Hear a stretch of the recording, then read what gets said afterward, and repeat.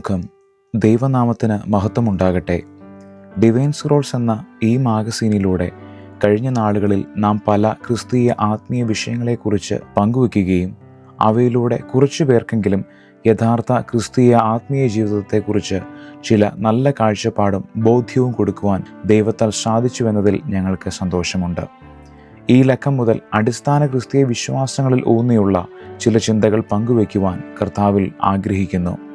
പ്രാരംഭമായി ക്രിസ്തീയ ആത്മീയ ജീവിതത്തിൽ നാം അറിഞ്ഞും മനസ്സിലാക്കിയും ഇരിക്കേണ്ടുന്ന രക്ഷയെ സംബന്ധിക്കുന്ന ഉപദേശങ്ങൾ അഥവാ ബിബ്ലിക്കൽ ഡോക്ട്രിൻസ് പങ്കുവയ്ക്കുവാൻ ആഗ്രഹിക്കുന്നു. തുടർന്നുള്ള ലക്കങ്ങളിലും ഇതിൻ്റെ തുടർച്ച ചെയ്യണമെന്ന് കർത്താവിൽ ഞങ്ങൾ ശരണപ്പെടുന്നു. ഡിവൈൻ സ്ക്രോൾസ് എന്ന ഈ ഓൺലൈൻ മാഗസീനിലൂടെ ലക്ഷ്യം വെക്കുന്നത് ഏതെങ്കിലും രീതിയിലുള്ള പ്രശസ്തിയോ അംഗീകാരങ്ങളോ സഭാപരമായോ അല്ലാത്തതോ ആയ ഗൂഢലക്ഷ്യങ്ങളോ അല്ല എന്നത് ഈ അവസരത്തിൽ ഒരിക്കൽ കൂടെ സ്നേഹത്തിൽ ഓർമ്മിപ്പിച്ചു കൊള്ളട്ടെ. മറിച്ച് ദൈവവചനം എന്ത് നമ്മെ പഠിപ്പിക്കുകയും ദൈവാത്മാവ് ദൈവവചനത്തിലൂടെ എന്തെല്ലാം ബോധ്യങ്ങൾ ഈ കാലഘട്ടത്തിൽ നമുക്ക് നൽകുവാൻ ആഗ്രഹിക്കുകയും ചെയ്യുന്നു എന്നതാണ് നാം എല്ലായ്പ്പോഴും ചിന്തിക്കുന്നത്. നാം ആയിരിക്കുന്ന വ്യത്യസ്തങ്ങളായ സാഹചര്യങ്ങളിൽ എപ്രകാരം ദൈവവുമായി വ്യക്തിബന്ധം ആത്മാവിനാൽ പുലർത്താമെന്നതും ദൈവം നമ്മെ ആക്കിയിരിക്കുന്ന സ്ഥലങ്ങളിൽ പദവികളിൽ നിന്നുകൊണ്ട് യേശുക്രിസ്തുവിലൂടെയുള്ള രക്ഷയെ സത്യസുവിശേഷത്തിലൂടെയും അപ്പോസ്തോലിക ഉപദേശങ്ങളിലൂടെയും മറ്റുള്ളവരിലേക്ക് ദൈവാത്മാവിനാൽ നൽകാമെന്നുള്ളതുമാണ് ഈ ഒരു ഉദ്യമത്തിലൂടെ ഞങ്ങൾ പ്രാർത്ഥിച്ചു ചെയ്യുവാൻ ആഗ്രഹിക്കുന്നത്. ഈ മാഗസിൻ എത്രയധികം ആളുകൾ വായിക്കുന്നു എന്നതിലല്ല ഞങ്ങൾ ശ്രദ്ധ വയ്ക്കുന്നത്. പ്രത്യുത വായിക്കുന്നത് ഒരു വ്യക്തി മാത്രമായിരുന്നാലും ആ ഒരേ ഒരു വ്യക്തിയിലൂടെ ദൈവം 10,000-ങ്ങളെ ദൈവാത്മാവിൽ സ്പർശിക്കണമെന്നതാണ്. 1000 വായിച്ചിട്ടും അവർ ദൈവത്തിനായി ശോഭിക്കുന്നില്ലെങ്കിൽ എണ്ണം കൊണ്ട് എന്ത് കാര്യം? ഇതേതെങ്കിലും ഒരു പ്രത്യേക വിശ്വാസ സമൂഹത്തെ ഉദ്ദേശിച്ച് എഴുതുന്നവയല്ല എന്ന് വിനയത്തോടുകൂടെ ഓർമ്മിപ്പിച്ചു കൊള്ളട്ടെ. എന്നാൽ പാപത്തിൽ നിന്നും പാപത്തിൻ്റെ ശമ്പളമായ മരണത്തിൽ നിന്നും നമ്മെ നിത്യമായും പൂർണ്ണമായും സൗജന്യമായി വീണ്ടെടുത്ത ഒരേ ഒരു രക്ഷകനായ യേശുക്രിസ്തുവിൽ വിശ്വസിക്കുന്ന ഏതൊരു വ്യക്തിക്കും ഇതിലെ വാക്കുകൾ അനുഗ്രഹമാകുമെന്നത് തീർച്ച. കാരണം ദൈവത്തിൽ നിന്നുള്ള രക്ഷ യഹൂദന് മാത്രമോ ക്രിസ്ത്യാനിക്ക് മാത്രമോ ഏതെങ്കിലും ഒരു പ്രത്യേക സഭയ്ക്കോ മാത്രമല്ല. യേശുക്രിസ്തുവിലൂടെയുള്ള രക്ഷ ലോകത്തിലെ സകല ജനത്തിനു വേണ്ടിയുള്ളതാണ്. ഈ രക്ഷയുടെ സന്ദേശമാണ് സുവിശേഷത്തിലൂടെ നാം പങ്കുവയ്ക്കേണ്ടുന്നതും പ്രാർത്ഥനയിൽ വഹിക്കേണ്ടുന്നതും. ഈ മാഗസിനിൽ തെറ്റ് എന്ന് നിങ്ങൾക്ക് തോന്നുന്ന സകല കാര്യങ്ങളും തുറന്നു പറയുവാൻ ഇതിൻ്റെ ഓരോ വായനക്കാർക്കും അവകാശമുണ്ട്. അവയെക്കുറിച്ചുള്ള യഥാർത്ഥ ബോധ്യം പറഞ്ഞു നൽകുവാനും മറ്റു ചിന്തകൾ പങ്കുവയ്ക്കുവാനുമുള്ള ഉത്തരവാദിത്തം ദൈവം നിങ്ങളിൽ നൽകിയിരിക്കുന്നു. ഇതുവരെ നിങ്ങൾ നൽകിയ എല്ലാ പ്രതികരണങ്ങൾക്കും ഒരിക്കൽ കൂടെ നന്ദി പറഞ്ഞുകൊണ്ട് ദൈവത്തിൻ്റെ ദാനമായ രക്ഷയെക്കുറിച്ചുള്ള ഈ പരമ്പര നിങ്ങൾക്ക് മുമ്പിൽ പ്രാർത്ഥനയോടെ സമർപ്പിക്കുന്നു. രക്ഷ യേശുവിലൂടെ. എന്താണ് രക്ഷ? പാപത്തിൻ്റെ അടിമത്തത്തിൽ നിന്നുള്ള വിടുതലും സ്വാതന്ത്ര്യവുമാണ് രക്ഷ എന്ന വാക്കുകൊണ്ട് ദൈവവചനത്തിൽ വിവക്ഷിക്കുന്നത്. പാപമെന്നതോ ദൈവകൽപ്പനകളുടെ ലംഘനമാണ്. അഥവാ ദൈവത്തോടുള്ള മനുഷ്യൻ്റെ അനുസരണക്കേടിനെയാണ് പാപമെന്ന് ദൈവവചനം വിളിക്കുന്നത്. ഒന്നുകൂടി വിശദീകരിച്ചാൽ ദൈവം കൽപ്പിച്ചവയുടെ ദൈവവചനത്തിൻ്റെ ദൈവിക പദ്ധതിയുടെ ലംഘനങ്ങളാണ് പാപം. ഒപ്പം ദൈവ ഇഷ്ടത്തിന് വിരോധമായ സകലവും, അത് പ്രവൃത്തിയാവാം, ചിന്തയാവാം, വിചാരങ്ങളാവാം, വാക്കുകളാവാം, നിരൂപണങ്ങളാവാം, ആലോചനകളാവാം, ഇഷ്ടാനിഷ്ടങ്ങളാവാം, മാനുഷികങ്ങളോ അമാനുഷികങ്ങളോ ആയ ദൈവത്തിൽ നിന്നും അല്ലാതെ വരുന്ന സകലവും പാപമാണ്. മനുഷ്യൻ പാപിയാണോ? റോമർക്കെഴുതിയ ലേഖനം 3-ാം അധ്യായം 9 മുതൽ 18 വരെയുള്ള വാക്യങ്ങളിൽ നാം ഇങ്ങനെ വായിക്കുന്നു: ആകയാൽ എന്ത്? നമുക്ക് വിശേഷതയുണ്ടോ? അശേഷമില്ല. യഹൂദന്മാരും യവനന്മാരും ഒരുപോലെ പാപത്തിന് കീഴാകുന്നു എന്ന് നാം മുമ്പേ തെളിയിച്ചുവല്ലോ. നീതിമാൻ ആരുമില്ല, ഒരുത്തൻ പോലുമില്ല. ഗ്രഹിക്കുന്നവനില്ല, ദൈവത്തെ അന്വേഷിക്കുന്നവനുമില്ല. എല്ലാവരും വഴിതെറ്റി ഒരുപോലെ കൊള്ളരുതാത്തവരായി തീർന്നു. നന്മ ചെയ്യുന്നവനില്ല, ഒരുത്തൻ പോലുമില്ല. അവരുടെ തൊണ്ട തുറന്ന ശവക്കുഴി, നാവുകൊണ്ട് അവർ ചതിക്കുന്നു. സർപ്പവിഷം അവരുടെ അധരങ്ങൾക്ക് കീഴെ ഉണ്ട്. അവരുടെ വായിൽ ശാപവും കയ്പും നിറഞ്ഞിരിക്കുന്നു. അവരുടെ കാൽ രക്തം ചൊരിയുവാൻ ബന്ധപ്പെടുന്നു. നാശവും അരിഷ്ടതയും അവരുടെ വഴികളിൽ ഉണ്ട്. സമാധാനമാർഗം അവർ അറിഞ്ഞിട്ടില്ല. അവരുടെ ദൃഷ്ടിയിൽ ദൈവഭയം ഇല്ല എന്നിങ്ങനെ എഴുതിയിരിക്കുന്നുവല്ലോ. അതെ, മനുഷ്യൻ ജനനം മുതൽക്കേ പാപിയാണ്. ഒരു മനുഷ്യനും താൻ പാപം ചെയ്തതുകൊണ്ടല്ല പാപിയായിത്തീരുന്നത്, മറിച്ച് മനുഷ്യൻ പാപിയായതുകൊണ്ടാണ് പാപം ചെയ്യുന്നത്. അങ്ങനെയെങ്കിൽ ആ പാപം എവിടെ നിന്നും മനുഷ്യരാശിയിലേക്കും നമ്മിലേക്കും വന്നു? റോമർക്കെഴുതിയ ലേഖനം 5-ാം അധ്യായം 12-ാം വാക്യം. അതുകൊണ്ട് ഏക മനുഷ്യനാൽ പാപവും പാപത്താൽ മരണവും ലോകത്തിൽ കടന്നു. ഇങ്ങനെ എല്ലാവരും പാപം ചെയ്യുകയാൽ മരണം സകല മനുഷ്യരിലും പരന്നിരിക്കുന്നു.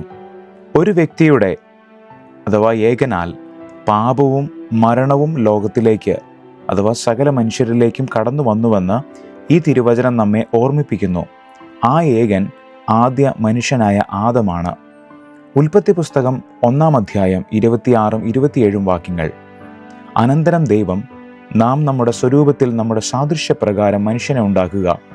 അവർ സമുദ്രത്തിലുള്ള മത്സ്യത്തിന്മേലും ആകാശത്തിലുള്ള പറവജാതിന്മേലും മൃഗങ്ങളിന്മേലും സർവ്വഭൂമിയിന്മേലും ഭൂമിയിൽ ഇഴയുന്ന എല്ലാ ഇഴജാതിന്മേലും വാഴട്ടെ എന്ന് കൽപ്പിച്ചു. ഇങ്ങനെ ദൈവം തൻ്റെ സ്വരൂപത്തിൽ മനുഷ്യനെ സൃഷ്ടിച്ചു. ദൈവത്തിൻ്റെ സ്വരൂപത്തിൽ അവനെ സൃഷ്ടിച്ചു, ആണും പെണ്ണുമായി അവരെ സൃഷ്ടിച്ചു. ആദമിലൂടെ പാപവും യേശുക്രിസ്തുവിലൂടെ ജീവനും. ദൈവം ആദമിനെ സൃഷ്ടിച്ചത് ദൈവത്തിൻ്റെ സ്വരൂപത്തിലും സാദൃശ്യത്തിലുമാണ്. എന്നാൽ ദൈവത്തിൻ്റെ സൃഷ്ടിയായ മകനായ ആദം ദൈവത്തോട് ചെയ്ത അനുസരണക്കേട് നിമിത്തം താൻ ചെയ്ത പാപം സകലരിലേക്കും പടർന്നു. കാരണം ആദമിലൂടെയാണ് സകല ജനവും ഓരോ തലമുറയായി നാം ഇന്ന് കാണുംവണ്ണം ലോകത്തിൽ പെരുകി നിറഞ്ഞിരിക്കുന്നത്. ഓരോ തലമുറയിലേക്കും ആദമിലൂടെ പാപം പടർന്നുകൊണ്ടേയിരുന്നു. അതിനാൽ പാപം സകല ജഡത്തിലും എന്നും വാഴുന്നു. എന്നാൽ സകല മാനവരാശിയിലേക്കും പടർന്നിരിക്കുന്ന ഈ പാപത്തിൻ്റെ വേരിനെയും അതിൻ്റെ ഫലമായ മരണത്തെയും അറുത്തുകളയുവാൻ ദൈവം തൻ്റെ ഏകപുത്രനെ ഭൂമിയിലേക്ക് അയച്ചു. യോഹന്നാൻ എഴുതിയ സുവിശേഷം 3-ാം അധ്യായം 16-ാം വാക്യം. തൻ്റെ ഏകജാതനായ പുത്രനിൽ വിശ്വസിക്കുന്ന ഏവനും നശിച്ചു പോകാതെ നിത്യജീവൻ പ്രാപിക്കേണ്ടതിന് ദൈവം അവനെ നൽകുവാൻ തക്കവണ്ണം ലോകത്തെ സ്നേഹിച്ചു. മനുഷ്യൻ്റെ വീണ്ടെടുപ്പിനായുള്ള ദൈവത്തിൻ്റെ ഈ രക്ഷാകര പദ്ധതി അഥവാ സാൽവേഷൻ സകല മനുഷ്യരോടുമുള്ള ദൈവത്തിൻ്റെ സ്നേഹത്തെ പ്രസിദ്ധമാക്കുന്നു. മനുഷ്യൻ എന്ന തൻ്റെ സൃഷ്ടിയെ തൻ്റെ മക്കളാക്കി തീർക്കുന്ന ആ സ്നേഹമാണ് ദൈവം കരുണയാൽ നമ്മിൽ ചെയ്ത ആ വീണ്ടെടുപ്പ് അഥവാ റിഡംഷൻ. യേശുക്രിസ്തു പൂർത്തിയാക്കിയ വീണ്ടെടുപ്പാണ് മനുഷ്യവർഗത്തിൻ്റെ രക്ഷയ്ക്ക് അടിസ്ഥാനം. ആ വീണ്ടെടുപ്പിനായി ആദ്യം മുതൽക്കേ ദൈവത്തോടുകൂടെ വചനമായിരുന്നവൻ മാംസ രക്തങ്ങളോടുകൂടിയ ജഡം ധരിച്ചുകൊണ്ട് ഈ ഭൂമിയിലേക്ക് വന്നു. ആ ജീവന്റെ വചനമാണ് നമ്മുടെ നിത്യജീവനായി തീർന്ന യേശുക്രിസ്തു. യോഹന്നാൻ എഴുതിയ സുവിശേഷം 1 മുതൽ 4 വരെയുള്ള വാക്യങ്ങൾ. ആദിയിൽ വചനമുണ്ടായിരുന്നു, വചനം ദൈവത്തോടുകൂടെയായിരുന്നു, വചനം ദൈവമായിരുന്നു. അവൻ ആദിയിൽ ദൈവത്തോടുകൂടെയായിരുന്നു. സകലവും അവൻ മുഖാന്തരം ഉളവായി, ഉളവായത് ഒന്നും അവനെ കൂടാതെ ഉളവായതല്ല. അവനിൽ ജീവൻ ഉണ്ടായിരുന്നു, ജീവൻ മനുഷ്യരുടെ വെളിച്ചമായിരുന്നു. മനുഷ്യന്റെ വീണ്ടെടുപ്പിനായി ദൈവം ചെയ്ത ഈ രക്ഷാകര പദ്ധതിയിൽ ദൈവം തൻ്റെ ഏകജാതനായ പുത്രനെ അയക്കുവാൻ കാരണമെന്തെന്നാൽ പാപത്തെയും മരണത്തെയും ജയിപ്പാൻ അവയുടെ മേൽ അധികാരമുള്ള ദൈവത്തിന് മാത്രമേ സാധിക്കുകയുള്ളൂ എന്നതിനാലാണ്. മാത്രമല്ല, ദൈവത്തിന് തൻ്റെ സൃഷ്ടിയായ മറ്റൊന്നും കൊണ്ടും മനുഷ്യൻ്റെ പാപത്തെ പൂർണ്ണമായും കഴുകുക സാധ്യമല്ല.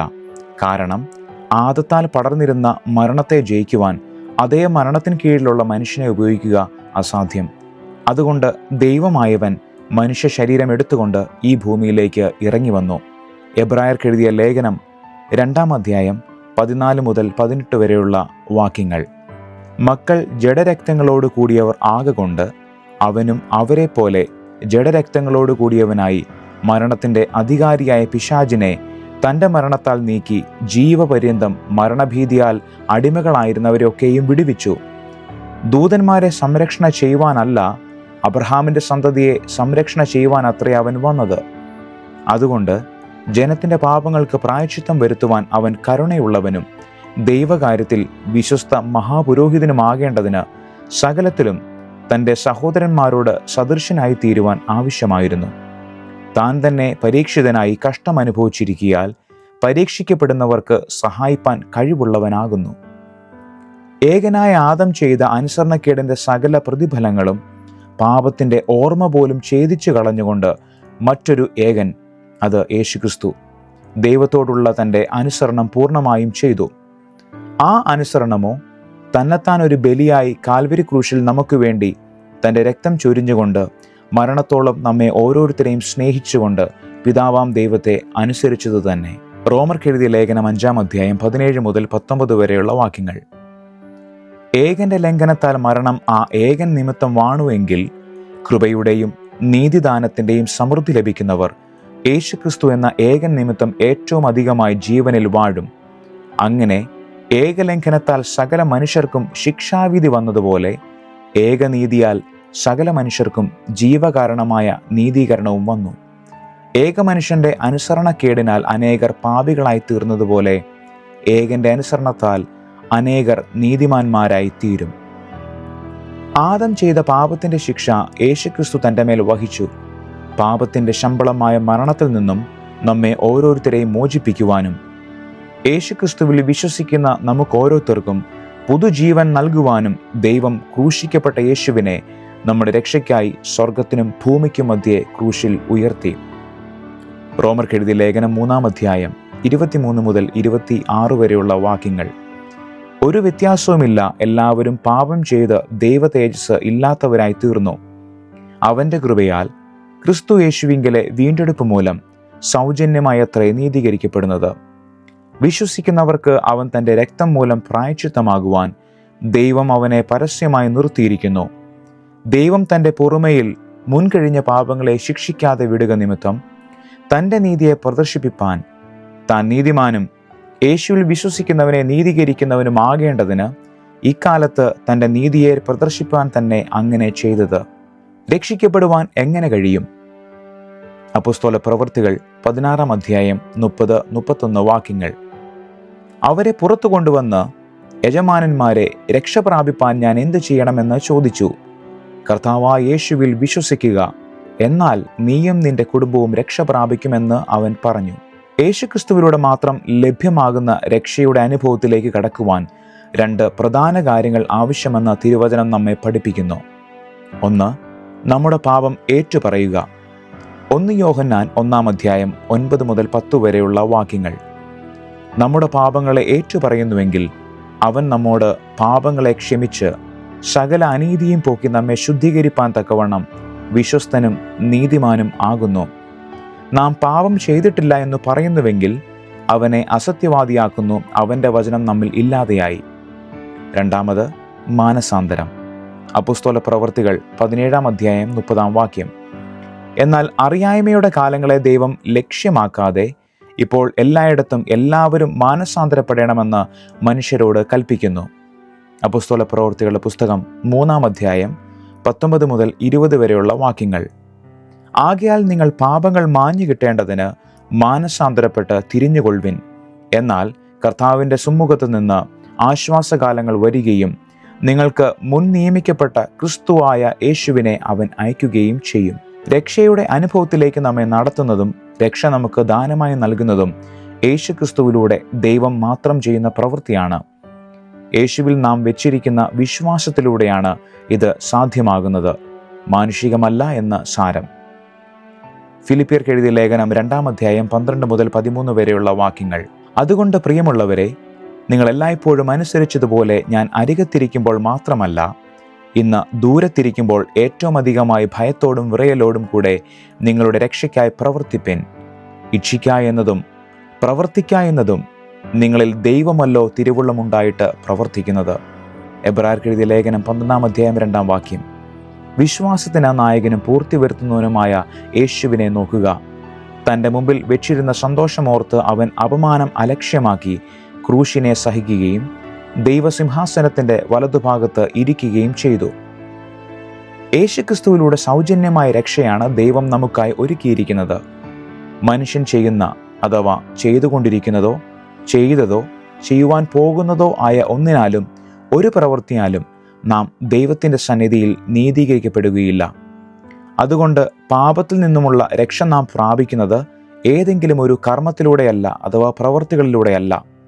അപ്പോൾ തന്നെ രക്ഷ ദൈവത്തിൽ നിന്നുമുള്ള ദൈവത്തിൻ്റെ ദാനമത്രയാകിയാൽ നമ്മുടെ, അതായത് മനുഷ്യൻ്റെ പ്രവൃത്തികളാൽ നേടുവാൻ കഴിയാത്ത ഈ രക്ഷ യേശുക്രിസ്തുവിലുള്ള നമ്മുടെ വിശ്വാസത്താൽ മാത്രമാണ് സംഭവിക്കുന്നത്. രക്ഷ കർമ്മത്തിലൂടെയല്ല നമുക്ക് ലഭിക്കുന്നത്, വിശ്വാസത്താൽ അത്രേ. റോമർക്കെഴുതിയ ലേഖനം 3-ാം അധ്യായം 27 മുതൽ 30 വരെയുള്ള വാക്യങ്ങൾ. ആകയാൽ പ്രശംസ എവിടെ? അത് പോയി. ഏതു മാർഗത്താൽ? കർമ്മമാർഗത്താലോ? അല്ല, വിശ്വാസമാർഗത്താൽ അത്രേ. അങ്ങനെ മനുഷ്യൻ ന്യായപ്രമാണത്തിന്റെ പ്രവൃത്തി കൂടാതെ വിശ്വാസത്താൽ തന്നെ നീതീകരിക്കപ്പെടുന്നു എന്ന് നാം അനുമാനിക്കുന്നു. അല്ല, ദൈവം യഹൂദന്മാരുടെ ദൈവം മാത്രമോ? ജാതികളുടെയും ദൈവമല്ലയോ? അതെ, ജാതികളുടെയും ദൈവം ആകുന്നു. ദൈവം ഏകനല്ലോ? അവൻ വിശ്വാസം മൂലം പരിച്ഛേദനക്കാരെയും വിശ്വാസത്താൽ അഗ്രചർമ്മികളെയും നീതീകരിക്കുന്നു. ദൈവം മോശെ മുഖാന്തരം നൽകിയ ന്യായപ്രമാണത്തിലൂടെ അഥവാ കൽപ്പനകളിലൂടെ ജനത്തിന് പാപമോചനമല്ല വരുന്നത്, പാപത്തെക്കുറിച്ചുള്ള പരിജ്ഞാനമാണ് വരുന്നത്. അതായത് എന്താണ് പാപം എന്നുള്ള ബോധ്യം. എന്നാൽ ദൈവം നൽകിയ ആ ന്യായപ്രമാണം ഒരു നാളും വികലമോ പോരായ്മ നിറഞ്ഞതോ അല്ല. കാരണം ദൈവം മോശെ മുഖാന്തരം നൽകിയ ആ ന്യായപ്രമാണം പാപത്തെക്കുറിച്ച് ജനത്തിന് ബോധ്യം വരുത്തുമെങ്കിലും ആ ന്യായപ്രമാണത്തിനെ അഥവാ കൽപ്പനകളെ പൂർണ്ണതയോടെ അനുസരിക്കുവാൻ ഒരേ ഒരുവന് മാത്രമേ കഴിയുകയുള്ളൂ. അത് നമ്മുടെ രക്ഷകനും വീണ്ടെടുപ്പുകാരനുമായ യേശുവിന് മാത്രമാണ്. അതുകൊണ്ട് തന്നെ ന്യായപ്രമാണം നൽകപ്പെട്ട യഹൂദ അഥവാ ഇസ്രായേൽ ജനതയ്ക്കും മറ്റുള്ള സകല ജനത്തിനും, അതായത് ജാതികൾക്കും രക്ഷ ലഭിക്കണമെങ്കിൽ യേശുക്രിസ്തുവിലെ വിശ്വാസം ആവശ്യമാണ്. അതിനാൽ പാപത്തെക്കുറിച്ച് ബോധ്യം നൽകുന്ന ന്യായപ്രമാണത്തിന്റെ പൂർത്തീകരണമായ യേശുക്രിസ്തുവിലൂടെ ഭൂമിയിലെ സകല ജനവും രക്ഷ അനുഭവിക്കേണ്ടിയിരിക്കുന്നു. റോമർക്കെഴുതിയ ലേഖനം 19 മുതൽ 22 വരെയുള്ള വാക്യങ്ങൾ. ന്യായപ്രമാണം പറയുന്നതെല്ലാം ന്യായപ്രമാണത്തിന് കീഴുള്ളവരോട് പ്രസ്താവിക്കുന്നു എന്ന് നാം അറിയുന്നു. അങ്ങനെ ഏതുവായും അടഞ്ഞ് സർവ്വലോകവും ദൈവസന്നിധിയിൽ ശിക്ഷായോഗ്യമായി തീരേണ്ടതത്രേ. അതുകൊണ്ട് ന്യായപ്രമാണത്തിന്റെ പ്രവൃത്തികളാൽ ഒരു ജഡവും അവന്റെ സന്നിധിയിൽ നീതീകരിക്കപ്പെടുകയില്ല. ന്യായപ്രമാണത്താൽ പാപത്തിന്റെ പരിജ്ഞാനമത്രേ വരുന്നത്. ഇപ്പോഴോ ദൈവത്തിന്റെ നീതി വിശ്വസിക്കുന്ന എല്ലാവർക്കും യേശുക്രിസ്തുവിങ്കിലെ വിശ്വാസത്താലുള്ള ദൈവനീതി തന്നെ ന്യായപ്രമാണം കൂടാതെ വെളിപ്പെട്ടു വന്നിരിക്കുന്നു. അതിന് ന്യായപ്രമാണവും പ്രവാചകന്മാരും സാക്ഷ്യം പറയുന്നു. റോമർക്കെഴുതിയ ലേഖനം 3-ാം അധ്യായം 31-ാം വാക്യം. ആകയാൽ നാം വിശ്വാസത്താൽ ന്യായപ്രമാണത്തെ ദുർബലമാക്കുന്നുവോ? ഒരു നാളുമില്ല. നാം ന്യായപ്രമാണത്തെ ഉറപ്പിക്കത്രേ ആകുന്നു.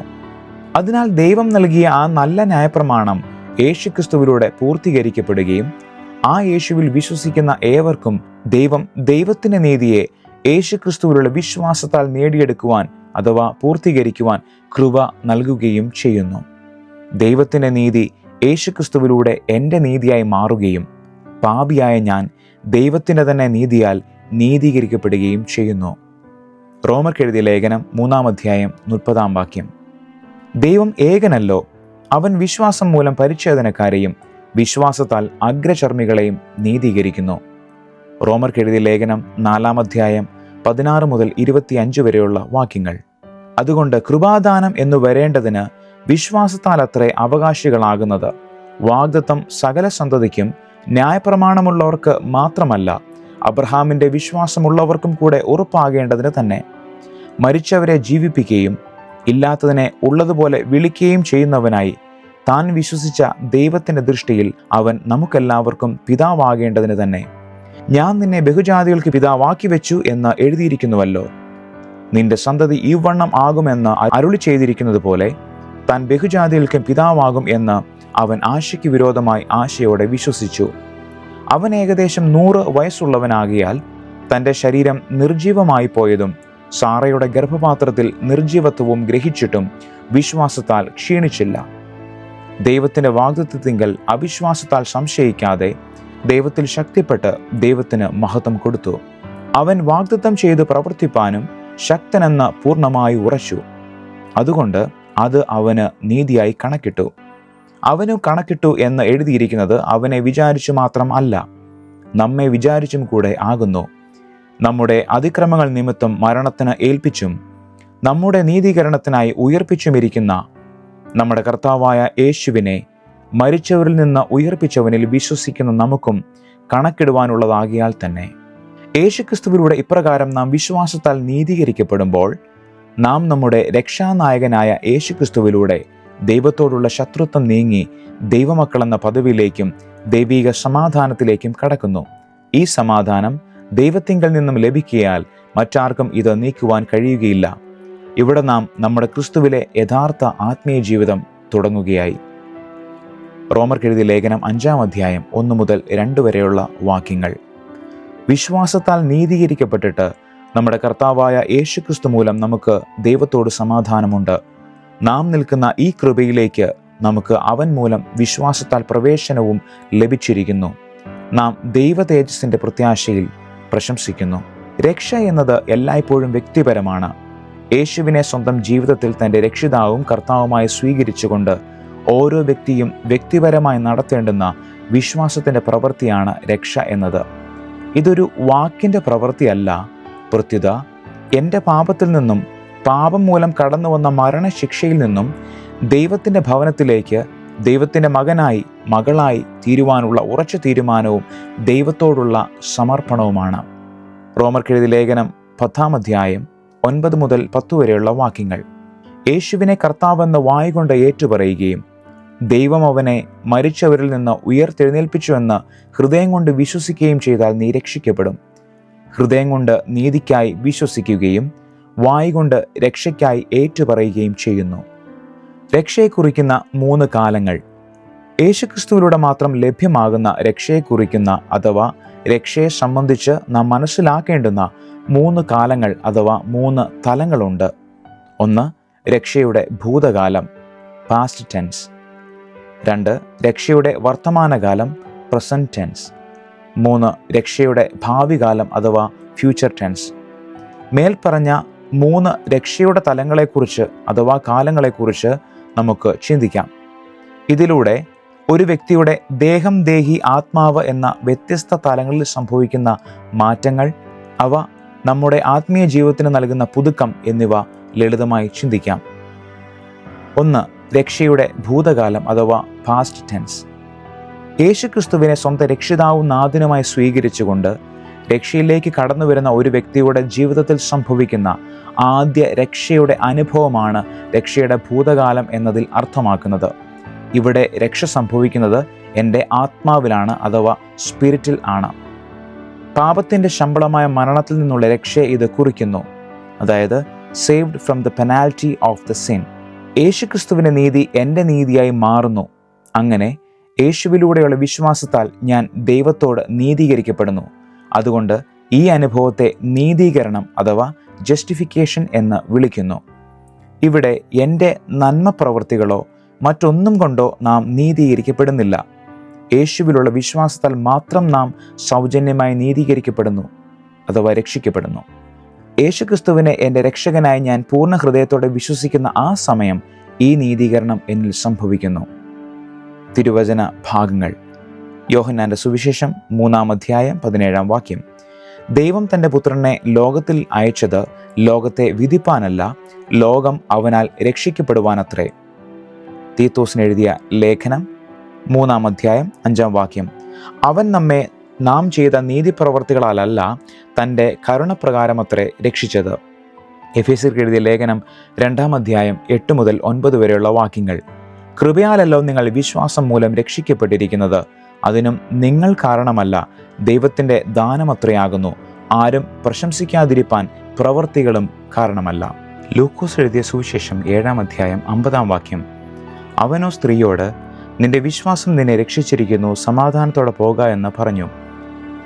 2 തിമോത്തിയോസ് 1:9-10 വാക്യങ്ങൾ.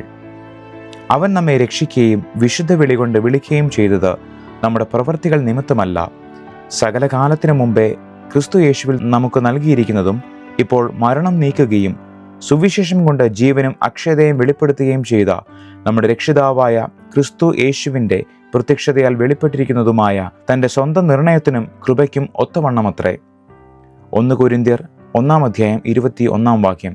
ദൈവത്തിൻ്റെ ജ്ഞാനത്താൽ ലോകം ജ്ഞാനത്താൽ ദൈവത്തെ അറിയായകൊണ്ട് വിശ്വസിക്കുന്നവരെ പ്രസംഗത്തിൻ്റെ ഭോഷത്വത്താൽ രക്ഷിപ്പാൻ ദൈവത്തിന് പ്രസാദം തോന്നി. രക്ഷയുടെ വർത്തമാനകാലം. യേശുക്രിസ്തുവിനെ സ്വന്തം രക്ഷിതാവും കർത്താവും നാഥനുമായി സ്വീകരിച്ചുകൊണ്ട് രക്ഷയിലേക്ക് കടന്നു വന്ന ഒരു വ്യക്തിയുടെ ജീവിതത്തിൽ സംഭവിക്കുന്ന രക്ഷയുടെ തുടർന്നുള്ള അനുഭവമാണ് രക്ഷയുടെ വർത്തമാനകാലം എന്നതുകൊണ്ട് അർത്ഥമാക്കുന്നത്. ഇവിടെ നാം രക്ഷിക്കപ്പെട്ടുകൊണ്ടിരിക്കുന്നത് നമ്മുടെ ദേഹിയിലാണ്, അഥവാ സോളിലാണ്. അനുദിനം നാം ഈ ഭൂമിയിൽ ദൈവമഹത്വത്തിനായി ദൈവ ഇഷ്ടത്തിൽ പ്രത്യാശയോടെ ജീവിക്കുമ്പോൾ നമ്മുടെ മുമ്പിൽ കടന്നു വരുന്ന പാപത്തിൻ്റെ പരീക്ഷകളും പാപകരമായ സകല സാഹചര്യങ്ങളും ജയിക്കുവാനായി ദൈവം നമുക്ക് ദാനമായി തന്ന പരിശുദ്ധാത്മാവോട് ചേർന്ന് ആത്മാവിൽ ആയിരുന്നുകൊണ്ട് പാപത്തിൻ്റെ ശക്തിയെ ക്രിസ്തുവിൽ നിന്നുകൊണ്ട് ജയിക്കുവാൻ ദൈവം നമ്മെ സഹായിക്കുന്നു. ഒപ്പം ദൈവവുമായുള്ള വ്യക്തിബന്ധത്തിൽ ഊന്നിയുള്ള വിശ്വാസത്താലുള്ള പ്രാർത്ഥന, വചനധ്യാനം, ആത്മീയ കൂടിവരവുകൾ, ആരാധന, കർത്തൃമേശ എന്നിങ്ങനെ അപ്പോസ്തോലിക ഉപദേശങ്ങളാൽ അടിസ്ഥാനപ്പെട്ട ആത്മീയ ജീവിതം ഇവിടെ ആവശ്യമാണ്. ക്രിസ്തുവിലൂടെയുള്ള ആത്മീയ വളർച്ചയാണ് ഈ ഘട്ടത്തിൽ സംഭവിക്കുന്നത്. ഇതേസമയം നമ്മുടെ കർത്താവിൻ്റെ വേല ചെയ്യുവാനും അതിൽ വർദ്ധിച്ചു വരുവാനുമുള്ള ഹൃദയവും ഒരുക്കവും കൃപയും ദൈവം നൽകുകയും ചെയ്യും. യേശുക്രിസ്തുവിൻ്റെ വിശുദ്ധി എൻ്റെ വിശുദ്ധിയായി മാറുന്നു. അങ്ങനെ യേശുവിലൂടെയുള്ള വിശ്വാസത്താൽ ഞാൻ ദൈവത്താൽ വിശുദ്ധീകരിക്കപ്പെടുന്നു. അതുകൊണ്ട് ഈ അനുഭവത്തെ വിശുദ്ധീകരണം അഥവാ സാങ്ക്ടിഫിക്കേഷൻ എന്ന് വിളിക്കുന്നു. ഇവിടെ എൻ്റെ നല്ല പ്രവൃത്തികളോ മറ്റൊന്നും കൊണ്ടോ നാം വിശുദ്ധീകരിക്കപ്പെടുന്നില്ല. യേശുവിലുള്ള വിശ്വാസത്താൽ മാത്രം ഞാൻ സൗജന്യമായി വിശുദ്ധീകരിക്കപ്പെടുന്നു, രക്ഷിക്കപ്പെടുന്നു. യേശുക്രിസ്തുവിനെ എൻ്റെ രക്ഷകനായി ഞാൻ പൂർണ്ണ ഹൃദയത്തോടെ വിശ്വസിക്കുന്ന ആ സമയം മുതൽ ആരംഭിക്കുന്ന ഈ വിശുദ്ധീകരണം എൻ്റെ മരണം വരെ, അല്ലെങ്കിൽ കർത്താവിൻ്റെ രണ്ടാമത്തെ മടങ്ങി വരവ് വരെ എന്നിൽ സംഭവിച്ചുകൊണ്ടിരിക്കുന്നു. തിരുവചന ഭാഗങ്ങൾ: 2 കൊരിന്ത്യർ 7:10 ദൈവഹിതപ്രകാരമുള്ള ദുഃഖം അനുതാപം വരാത്ത മാനസാന്തരത്തെ രക്ഷയ്ക്കായി ഉളവാക്കുന്നു. ലോകത്തിൻ്റെ ദുഃഖമോ മരണത്തെ ഉളവാക്കുന്നു. 1 തീമോത്തിയോസ് 4:6 ഇത് സഹോദരന്മാരെ ഗ്രഹിപ്പിച്ചാൽ നീ അനുസരിച്ച് വിശ്വാസത്തിൻ്റെയും സതുപദേശത്തിൻ്റെയും വചനത്താൽ പോഷണം ലഭിച്ച് ക്രിസ്തുയേശുവിന് നല്ല ശുശ്രൂഷകൻ ആകും. യാക്കോബിൻ്റെ ലേഖനം 1:21 ആകയാൽ എല്ലാ അഴുക്കും ദുഷ്ടതയും ആധിക്യവും വിട്ട് നിങ്ങളുടെ ആത്മാക്കളെ രക്ഷിപ്പാൻ ശക്തിയുള്ളതും ഉൾനട്ടതുമായ വചനം സൗമ്യതയോടെ കൈക്കൊള്ളുവിൻ. യാക്കോബിൻ്റെ ലേഖനം 2:14 യാക്കോബിൻ്റെ ലേഖനം 2:14 സഹോദരന്മാരെ, ഒരുത്തൻ തനിക്ക് വിശ്വാസമുണ്ട് എന്ന് പറയുകയും പ്രവൃത്തികൾ ഇല്ലാതിരിക്കുകയും ചെയ്താൽ ഉപകാരമെന്ത്? ആ വിശ്വാസത്താൽ അവൻ രക്ഷ പ്രാപിക്കുമോ? യാക്കോബിൻ്റെ ലേഖനം 5:20 പാപിയെ നേർവഴിക്ക് ആക്കുന്നവൻ അവൻ്റെ പ്രാണനെ മരണത്തിൽ നിന്ന് രക്ഷിക്കുകയും പാപങ്ങളുടെ ബഹുത്വം മറക്കുകയും ചെയ്യും എന്ന് അവൻ അറിഞ്ഞുകൊള്ളട്ടെ. ഫിലിപ്പിയർക്ക് എഴുതിയ ലേഖനം 2:12-13 വരെയുള്ള വാക്യങ്ങൾ. അതുകൊണ്ട് പ്രിയമുള്ളവരെ, നിങ്ങൾ എല്ലായ്പ്പോഴും അനുസരിച്ചതുപോലെ ഞാൻ അരികത്തിരിക്കുമ്പോൾ മാത്രമല്ല, ഇന്ന് ദൂരത്തിരിക്കുമ്പോൾ ഏറ്റവും അധികമായി ഭയത്തോടും വിറയലോടും കൂടെ നിങ്ങളുടെ രക്ഷയ്ക്കായി പ്രവർത്തിപ്പിൻ. ഇച്ഛിക്ക എന്നതും പ്രവർത്തിക്ക എന്നതും നിങ്ങളിൽ ദൈവമല്ലോ തിരുവുള്ളമുണ്ടായിട്ട് പ്രവർത്തിക്കുന്നത്. രക്ഷയുടെ ഭാവികാലം: യേശുക്രിസ്തുവിനെ സ്വന്തം രക്ഷിതാവും നാഥനുമായി സ്വീകരിച്ചുകൊണ്ട് രക്ഷയിലേക്ക് കടന്നു വന്ന ഒരു വ്യക്തി തൻ്റെ ജീവിതം പരിശുദ്ധാത്മ നിറവിനാലും വചനത്തിൻ്റെ അടിസ്ഥാനത്തിലും ക്രിസ്തുവിൻ്റെ വിശുദ്ധിയിൽ നിന്നുകൊണ്ട് വിശ്വസ്തയോടെ, വിശ്വാസത്തോടെ, പ്രത്യാശയോടെ കർത്താവിങ്കിലേക്ക് ചേർക്കപ്പെടുന്ന രക്ഷയുടെ പൂർത്തീകരണ അവസ്ഥയാണ് മഹത്വീകരണം അഥവാ തേജസ്കരണം. യേശുവിൽ വിശ്വസിക്കുന്ന നമ്മെ താനിരിക്കുന്ന അതേ ഇടത്തേക്ക്, അതേ മഹത്വത്തിലേക്ക് ദൈവം കൈക്കൊള്ളുന്ന ഈ അവസ്ഥയെ ദൈവം നമുക്ക് വാഗ്ദത്തം ചെയ്തതിൻ്റെ നിവൃത്തീകരണം കൂടെയാണ്. ഇവിടെ നാം മഹത്വീകരിക്കപ്പെടുന്നത് നമ്മുടെ ശരീരത്തിലാണ്, തേജസ്സുള്ള ശരീരത്തിൽ. ദൈവത്തിനായി കാത്തിരുന്ന കാലത്തിൻ്റെ അവസാനമായാണ് നാം മഹത്വീകരണത്തെ മനസ്സിലാക്കുന്നത്. ഇവിടെ നാം ദൈവത്തിങ്കിലേക്ക് ചേർക്കപ്പെടുന്നു. യേശു തൻ്റെ മഹത്വം ഇവിടെ നമുക്കായി നൽകുന്നു. മുൻപ് പാപത്തിൻ്റെ സാന്നിധ്യമുള്ള ലോകത്ത് ക്രിസ്തുവിലാണ് നാം ജീവിച്ചിരുന്നതെങ്കിൽ ഇവിടെ പാപത്തിൻ്റെ സാന്നിധ്യം അല്പമേ ഇല്ലാത്തതും ദൈവത്തിൻ്റെ സാന്നിധ്യം മാത്രമുള്ളതുമായ സ്വർഗത്തിലേക്കാണ് നാം പ്രവേശിക്കുന്നത്. ഭൂമിയിലുള്ള നമ്മുടെ ആത്മീയ യാത്രയുടെ വിരാമവും വിശ്രവുമാണ് ഇവിടെ സംഭവിക്കുന്നത്. ഈ മഹത്വീകരണത്തിലൂടെ നാം സ്വർഗീയ മഹത്വത്തിലേക്ക് നിത്യമായും പൂർണ്ണമായും ചേർക്കപ്പെടുന്നു. തിരുവചന ഭാഗങ്ങൾ: റോമർക്കെഴുതിയ ലേഖനം 5:8-9 വരെയുള്ള വാക്യങ്ങൾ. ക്രിസ്തുവോ നാം പാപികളായിരിക്കുമ്പോൾ തന്നെ നമുക്ക് വേണ്ടി മരിക്കിയാൽ ദൈവം തനിക്ക് നമ്മോടുള്ള സ്നേഹത്തെ പ്രദർശിപ്പിക്കുന്നു. അവൻ്റെ രക്തത്താൽ നീതീകരിക്കപ്പെട്ട ശേഷമോ നാം അവനാൽ എത്ര അധികമായി കോപത്തിൽ നിന്ന് രക്ഷിക്കപ്പെടും. 1 കൊരിന്ത്യർ 3:15 ഒരുത്തൻ്റെ പ്രവൃത്തി വെന്തുപോയെങ്കിൽ അവന് ഛേദം വരും, താനോ രക്ഷിക്കപ്പെടും, എന്നാൽ തീയിൽ കൂടി എന്ന പോലെ അത്രേ. 1 തെസ്സലോനിക്കർ 4:13-18 വരെയുള്ള വാക്യങ്ങൾ. സഹോദരന്മാരെ, നിങ്ങൾ പ്രത്യാശയില്ലാത്ത മറ്റുള്ളവരെ പോലെ ദുഃഖിക്കാതിരിക്കേണ്ടതിന് നിദ്ര കൊള്ളുന്നവരെ കുറിച്ച് അറിവില്ലാതിരിക്കരുത് എന്ന് ഞങ്ങൾ ആഗ്രഹിക്കുന്നു. യേശു മരിക്കുകയും ജീവിച്ചെഴുന്നേൽക്കുകയും ചെയ്തു എന്ന് നാം വിശ്വസിക്കുന്നു എങ്കിൽ അങ്ങനെ തന്നെ ദൈവം നിദ്ര കൊണ്ടവരെയും യേശു മുഖാന്തരം അവനോടുകൂടെ വരുത്തും. കർത്താവിന്റെ പ്രത്യക്ഷത വരെ ജീവനോടെ ശേഷിക്കുന്നവരായ നാം നിദ്ര കൊണ്ടവർക്ക് മുമ്പാകെയില്ല എന്ന് ഞങ്ങൾ കർത്താവിന്റെ വചനത്താൽ നിങ്ങളോട് പറയുന്നു.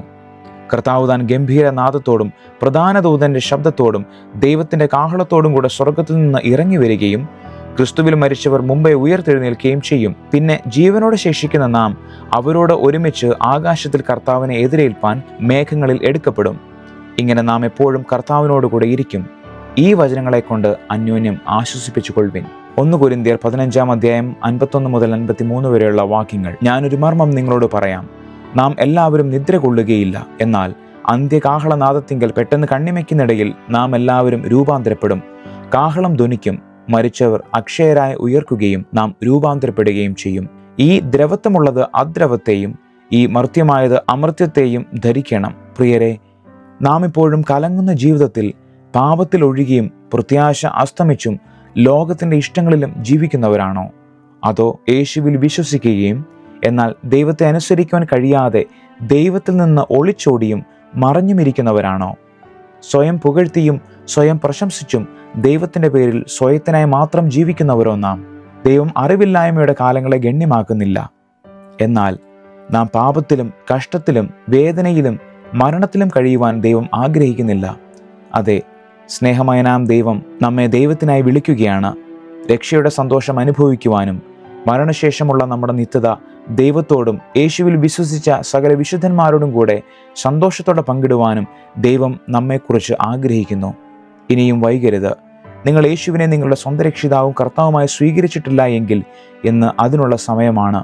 പാപങ്ങളെ ഏറ്റുപറഞ്ഞുകൊണ്ട് അറിവില്ലായ്മകളെയും പരാജയങ്ങളെയും ദൈവസന്നിധിയിൽ ഏറ്റുപറഞ്ഞുകൊണ്ട് മാനസാന്തരപ്പെട്ടുകൊണ്ട് പ്രാർത്ഥിക്കുക. ദൈവം നമ്മെ ഒരു നാളും തള്ളിക്കളയുന്ന ദൈവമല്ല. നാം അവിശ്വസ്തനായിരുന്നിട്ടും ദൈവം വിശ്വസ്തനായി നമ്മെ നടത്തി.